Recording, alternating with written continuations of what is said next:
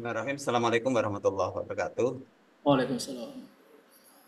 Selamat sore, Coach Muhe dan Bu Sri Mulyani yang ikut kegiatan ujian akhir.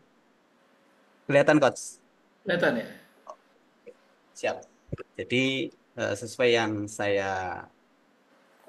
judul yang saya sampaikan di situ adalah coaching sebagai penunjang observasi dan karir menuju Indonesia Emas. Kemudian, eh, coaching. Jadi, coaching kalau kalau saya mendefinisikan itu kan ada hubungannya dengan kalau kami di sekolah ada hubungannya dengan supervisi, kemudian observasi, di mana observasi itu kan bentuk aktivitas pengamatan.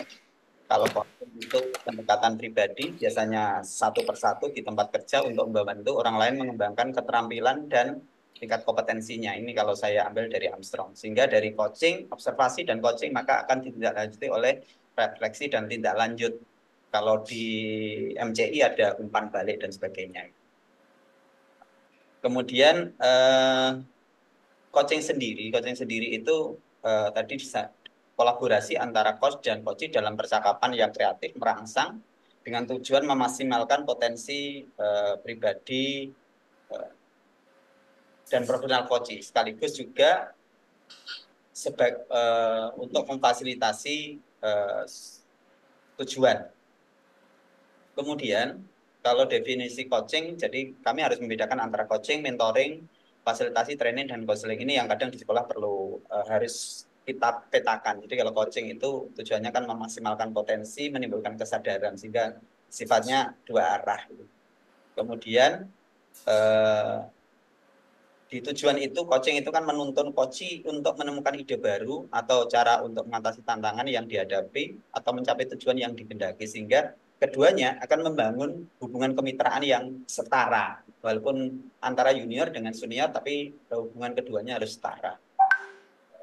Apa itu kalau di MCI itu kan kita tahu bahwa eh, coach itu kan profesional supporter, kemudian harus menjadi solutif, aktif listening, dan maka kalau di MCI yang sudah saya ikuti adalah proses memfasilitasi tujuan dengan memperjelasnya, menemukan langkah terbaik dengan sumber daya yang diperlukan. Sehingga dari situ diperlukan power, maka ada skill dan attitude, di mana skillnya ada mendukung, mendengar, bertanya, kemudian mengolah suasana, menerima umpan balik, membangun habit, dan sampai terakhir mengolah strategi. Sehingga diperlukan attitude. Attitude yang bagaimana? Kita harus peduli.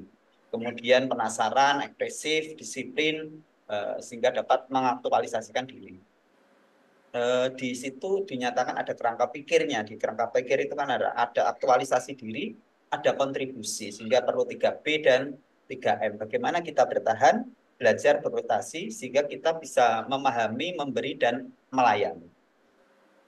Coaching kalau dalam pengertian di apa guru coach itu kan ada di tengah-tengah antara consulting, mentoring, counseling, dan training.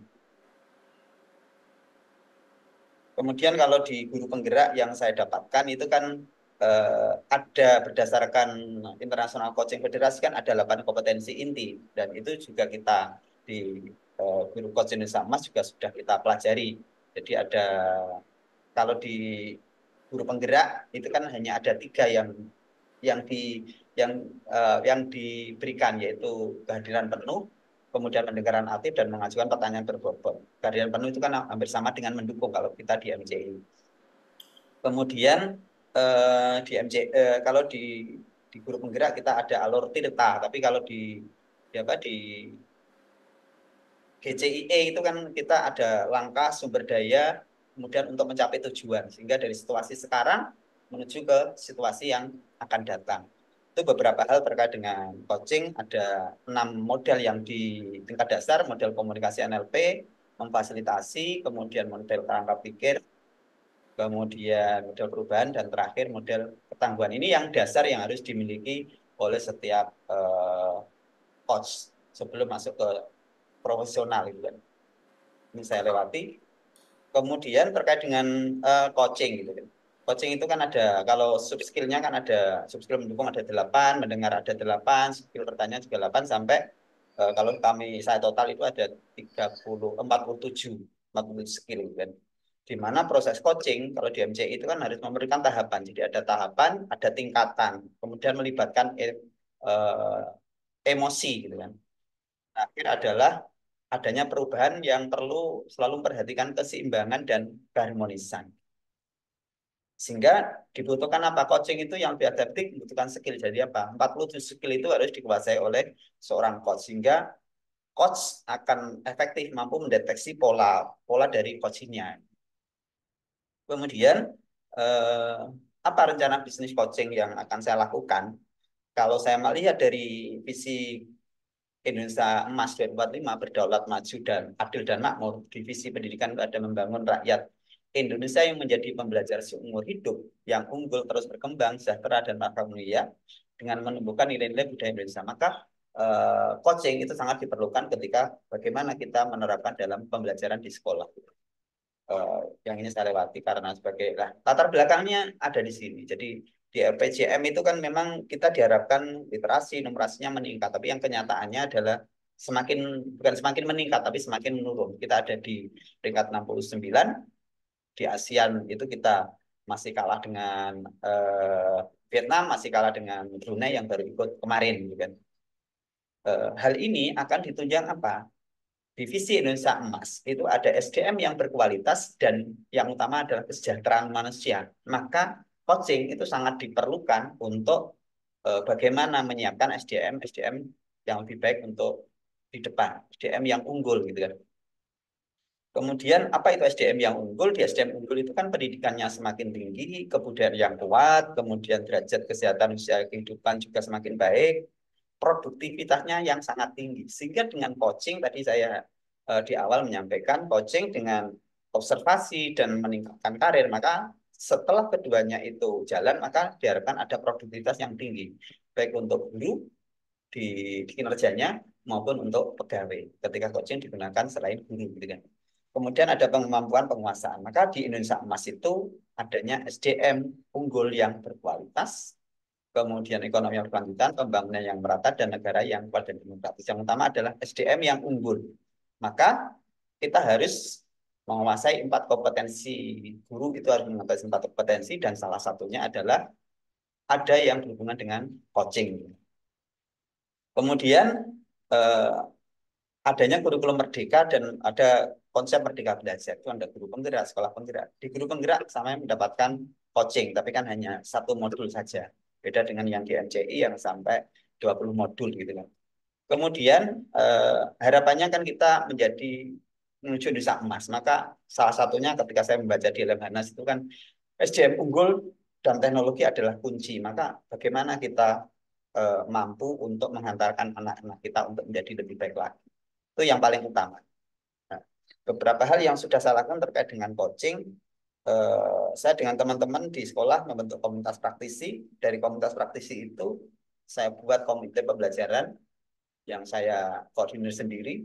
Kemudian ketika setelah observasi tetap saya lakukan dengan apa proses coaching pasca observasi, dan itu sudah sebagian juga dilakukan oleh teman-teman apa observer yang memang ditugasi oleh sekolah. Eh, ini saya lewati.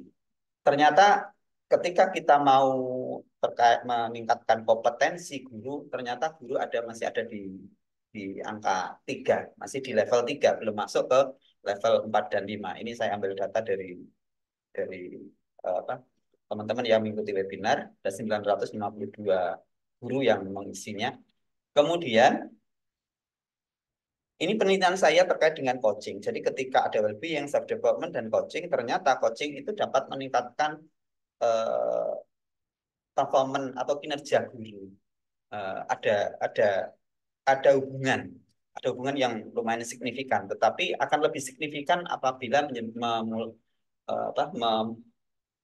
melewati observasi learning gitu kan. Jadi memang coaching berpengaruh terhadap kinerja guru. Di PMM juga sama, ada observasi kemudian ada coaching. Maka coaching ini sangat penting untuk digunakan. Apa yang akan saya kembangkan? Yang akan saya kembangkan eh,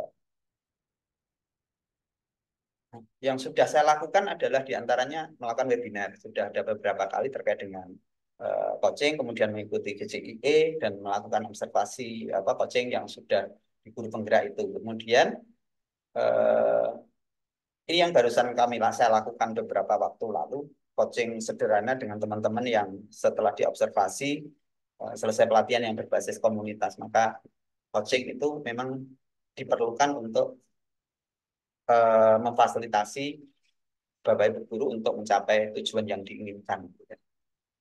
Kebetulan disertasi saya ada hubungannya dengan coaching, jadi nanti memang arahnya juga ke coaching.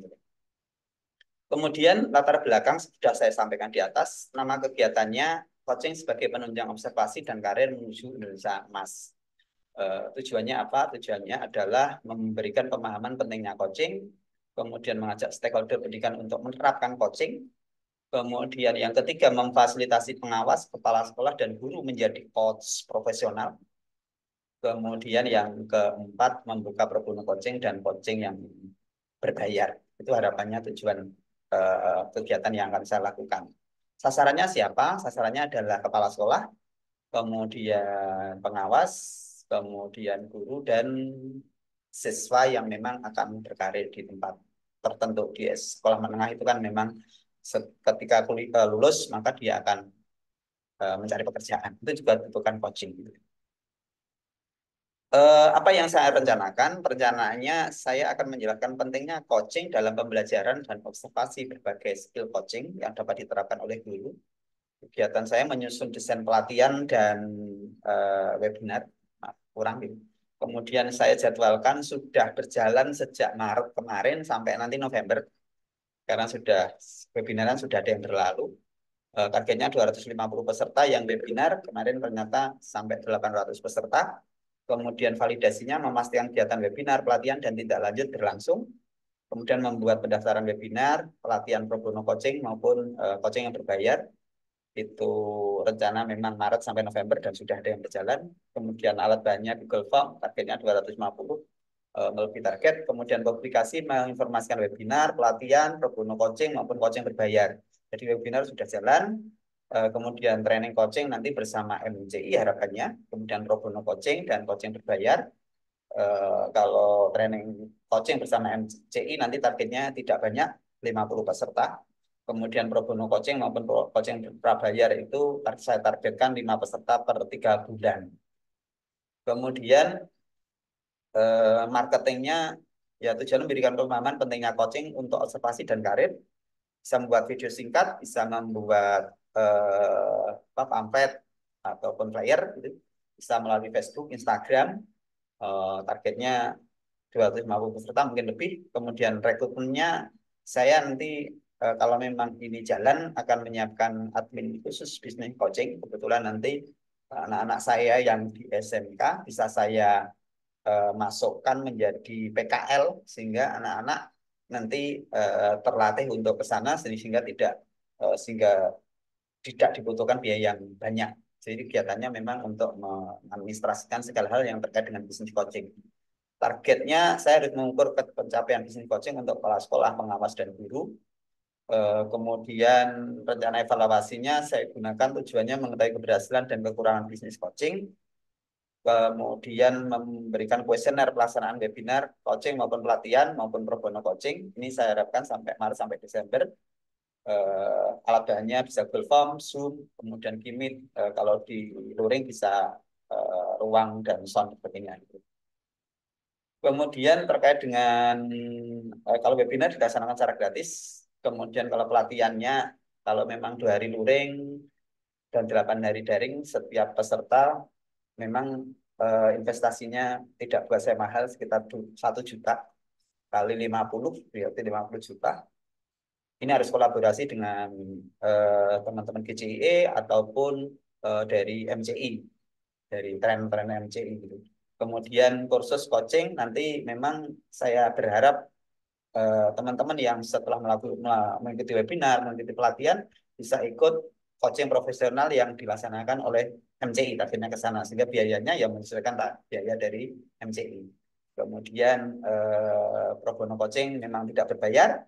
Kemudian kalau yang berbayar Bisa targetkan kepala sekolah guru sampai 500.000 per peserta per 2 jam kali 5 target saya per 3 bulan berarti bisa 5 juta per 3 bulan itu harapannya ke sana. Itu kok pas 15 menit bisa saya sampaikan sudah diingatkan didit gitu. Terima kasih. Assalamualaikum warahmatullahi wabarakatuh. Waalaikumsalam warahmatullahi wabarakatuh. Terima kasih Kak Imron sudah mempresentasikan pemahaman tentang coaching dan rencana bisnisnya ya. Selamat ucapkan untuk Kak Imron.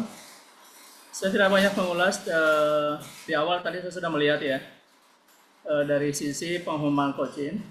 Meskipun di awal Kak Imron mengantarkan ya bagaimana pemahaman coaching, definisi coaching menurut berbagai versi yang ada ya. Lalu kemudian menutupnya dengan pemahaman tentang coaching ala MC dan itu sudah jelas saya lihat ya seperti coaching yang kita paham selama ini dan itu sudah ada di situ jadi itu sudah bagus. Kemudian bahkan saya lengkap saya lihat presentasinya ya ya sekolah akademisi betul dan di rencana bisnisnya juga sudah jelas dan jelas sudah dimulai ya Emron ya. Sudah saya mulai webinar kemarin kemudian ya, Maret ya. Nanti memang dengan pelatihan dulu baru nanti ke arah setelah paham terkait dengan coaching baru Rencananya ya seperti itu. Nah artinya kan untuk sampai angkatan pertama ini nih dan tentu saja ya berikutnya di 2025 misalnya nanti kan ada proyeksi lagi tuh tapi khusus untuk sampai Desember ya kan merencanakan di sini ya, sudah jelas targetnya kemudian seperti ya 3 bulan rencana pencapaiannya dan lain sebagainya.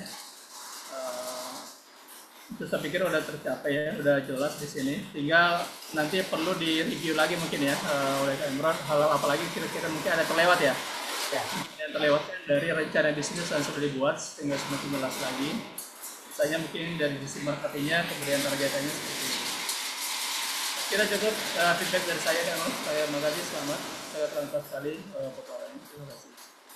Terima kasih Coach. Bentar saya stop dulu.